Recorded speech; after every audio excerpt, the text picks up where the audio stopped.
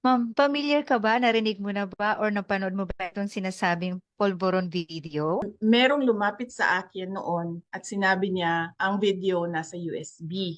Vice President Sara Duterte hawak din pala ang USB video kung saan nga ay naglalaman ng Folboron issue. Pero ayon sa kanya, noon daw ay hindi niya daw alam gamitin kung paano niya buksan. At dito may siniwalat pa itong si Inday Sara na totoo nga nababalita natin na gusto nilang pabagsakin ang mga Duterte pero hindi nila kayang pabagsakin ang mga Duterte. Kaya narito guys, panoorin natin. Ma'am, familiar ka ba? Narinig mo na ba or napanood mo ba itong sinasabing polvoron video? Merong lumapit sa akin noon at sinabi niya ang video nasa USB. Galing po sa statement ng father po ninyo, former President Rodrigo Duterte, there is like an obsession of this current administration, except from you, po, Madam, no, to demonize Pastor ACQ. So, how do you see this po, Vice? Paano po kaya natin to parang ma-assess para sa point of view po ninyo with regard to this kind of obsession daw po? Oo, ganun yung, tulad ng sagot ko kanina, no, ganun yung tingin ko. He suffers from two poison arrows na nag-align, no? Gustong, um, gustong may politika doon, allied siya sa mga Dutertes. Ang mga Dutertes gusto pabagsakin, klaro naman yan, nakikita naman natin sa mga pronouncements ng iba't ibang politiko, gusto pabagsakin. At meron din siyang legal problems doon sa United States of America. So, yan yung burden ngayon kay Pastor Apollo Kibuloy.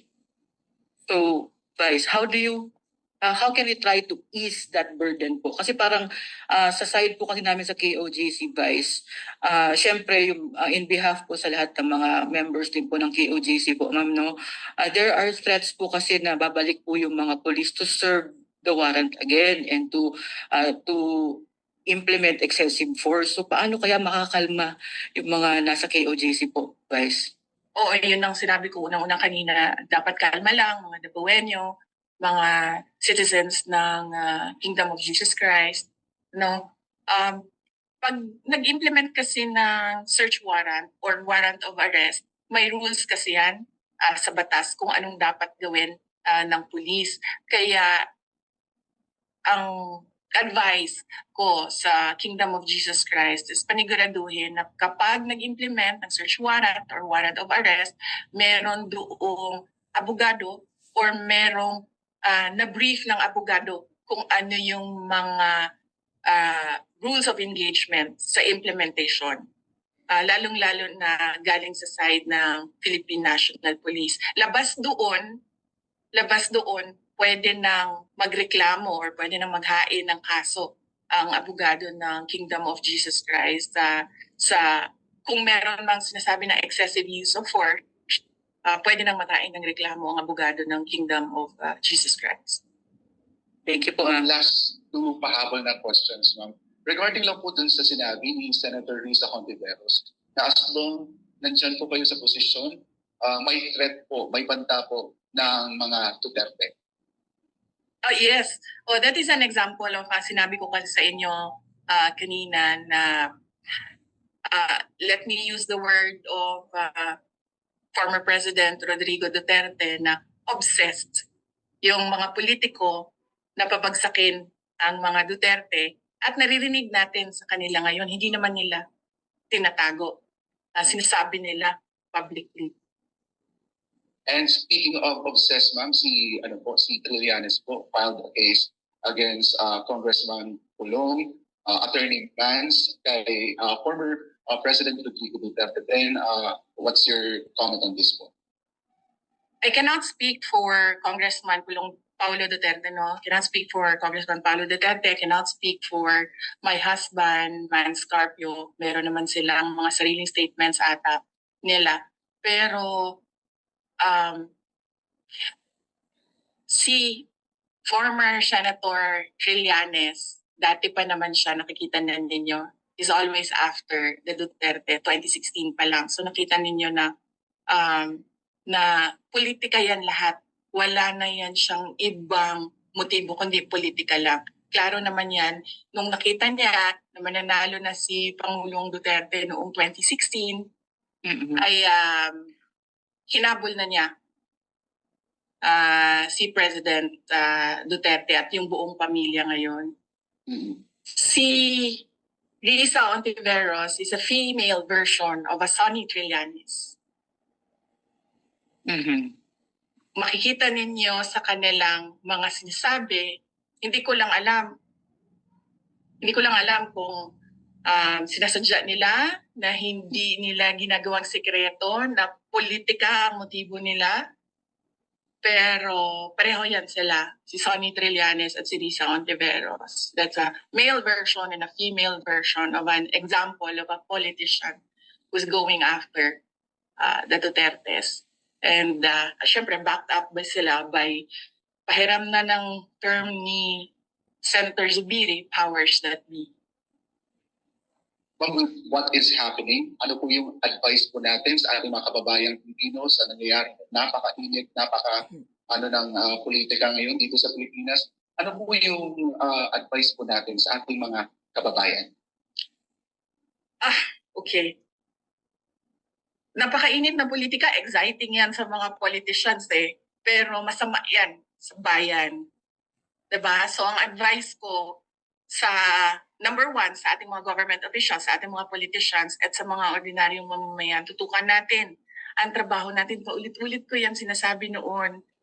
Kahit nasa DepEd pa ako, pasimple lang ako na nagsasabi na tigilan muna natin yung politika. Wala namang eleksyon Bakit hindi natin tutukan yung trabaho natin para nakikita ng taong bayan na we are faithful to our oath of office. Tapos maglaban-laban tayo ulit. Yan naman ang gusto ng mga politiko, di ba? That makes their blood boil na maglaban-laban ulit sa politika. Nagiging exciting yung buhay nila kapag meron ng eleksyon, di ba? Ma'am, familiar ka ba? Narinig mo na ba or napanood mo ba itong sinasabing polvoron video? Kasi nilabas po ito ng inyong mga supporters during the Maisog rally in LA. Have you seen this? Have you heard about this? And ano pong masasabi niyo dito sa video na to, ma'am? Nakita ko ang video sa social media na lang. Doon ko nakita ang video. Merong lumapit sa akin noon at sinabi niya ang video nasa USB. Hindi ko binuksan ang USB dahil hindi ako marunong sa technology. Hindi ako magaling sa laptop. So hindi ko alam na kung isasaksak mo yon may virus doon, or kung isasaksak mo yon listening device siya. So hindi ko siya tinapon ko yung USB, dinispose ko siya na hindi na siya magamit. So hindi ko siya tiningnan. Pero sinabi sa akin na yun daw yung isa sa mga videos. Nakita ko yung video, cocaine video, doon sa social media na. So hindi ko lang alam kung yung USB na binigay sa akin, yun yung nakikita natin sa social media or iba pa ba, kasi hindi ko nga siya binuksan kasi I felt na it was a Trojan horse papunta sa akin. So sinira ko na lang siya diretso. Ma'am, sorry ma'am, saan po ito binigay sa inyo, ma'am? At kailan po ito naibigay sa inyo, ma'am? Binigay siya sa akin bago lumabas yung binigay siya sa akin bago lumabas yung sa social media na sinasabing video. Hindi ka malang na-curious, ma'am, open kung anong laman ng video na yan? Hindi ako na-curious kung ano yung laman ng USB kasi mas mahalaga sa akin yung security ko. Mas mahalaga sa akin na hindi mapasukan ng virus yung sistema ng computers or hindi magiging tracking device yung USB na yon, hindi magiging listening device yung USB na yon. And naisip ko rin na sa sobrang freely nila binibigay yung USB, ay lalabas at lalabas yung laman nun, manggaling man sa kung kani-kanino na mga tao. Yun yung naisip ko. Kung totoo man na ang laman nito ay cocaine video at madaling ibigay siya sa USB. So ibig sabihin, meron pang some sort of USB somewhere else at lalabas din yun kung totoo man na cocaine video nga yung nandoon sa loob ng USB. Ngayon, hindi ko na alam kung yun nga yung lumalabas ngayon. Kung yun ang laman. Ma'am, speaking of your security, you mentioned about the incident in Naiya, yung pag-casing nila sa inyong village. Does the VP feel threatened? How do you feel right now, ma'am? Kasi yung mga instances na gano'n, na VP, po kayo nakakana rin ng sort of harassment, parang identified silang DPE supporters, so may mga ganong instances. So again, yung incident sa Naiya at yung pag-casing nga po na sinasabi po ninyo sa village po. So you feel threatened, ma'am? How do you feel as far as your security is concerned po? Kasi yung mga surveillance, yung mga casing, ano yan ganyan mangharas ang PNP. Modus yan ng PNP pag gusto nilang mangharas ng tao. So, depende na yan sa iyo kung papansinin mo, maiirita ka, or kung anong gagawin mo. So, ngayon, ang ginagawa namin, nire-record lang namin lahat ng ginagawa nila. Kinukuha namin yung facts, tapos nilalagay namin sa isang file. Do I feel threatened?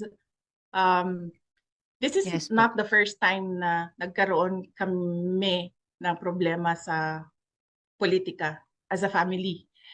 Yung mga taga Davao, maalala nila noon nung tumakbo akong Mayor 2010, ang kalaban ko noon ay si Speaker Nograles, House Speaker na rin ulit. At the time, he was so powerful kasi nasa admin siya. And parang ganito din yung mga nangyari noon. So, hindi siya first time sa akin. And I think, as a politician, dapat ini-expect yung mga ganyan kasi merong ibang politiko ganyan yung laro nila.